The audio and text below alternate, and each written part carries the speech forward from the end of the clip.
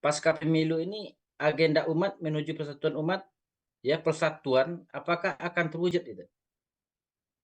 Ya, baik.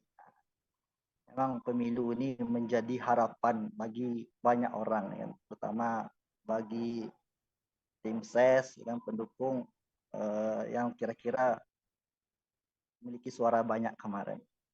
Namun pertanyaan kritisnya, mampu nggak pemilu ini bisa membawa perubahan yang berarti? Maka saya jawab, pemilu inilah sebenarnya hanya cara saja, wasilah saja untuk memilih penguasa yang duduk. Maka pertanyaannya, maka dialih lagi kan, mungkin nggak sekuler demokrasi ini kan memberikan persatuan dengan perdamaian,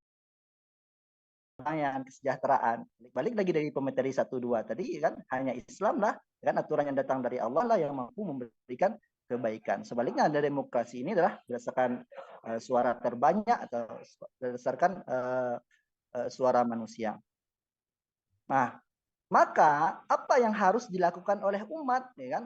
Kalau kita tidak bisa berharap dari hasil pemilu kemarin, maka saya sarankan sudah saatnya seluruh tokoh-tokoh umat melakukan rekonsiliasi.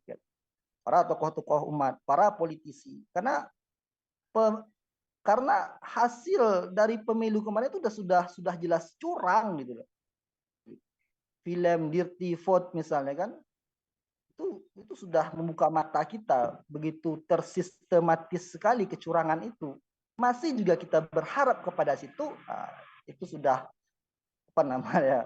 Maka saran saya, sudah saatnya kita melakukan rekonsiliasi antara tokoh-tokoh umat, ya kan, para ulama, para ustadz, para pemikir bangsa ini yang masih peduli terhadap bangsa ini, yang ingin menyelamatkan bangsa ini, kita duduk bersama. Yang terjadi sekarang ini kan ruang-ruang diskusi ditutup. Mereka seolah-olah fobia sekali terhadap ide-ide yang akan memberikan kebaikan ini. Kita harus rangkul, melakukan pencerdasan, pembinaan, dan ini memang tugasnya berat. Tapi berat bukan tentu tidak bisa. Harus dilakukan secara berjamaah, sistematis, terukur, dan terstruktur. Demikian.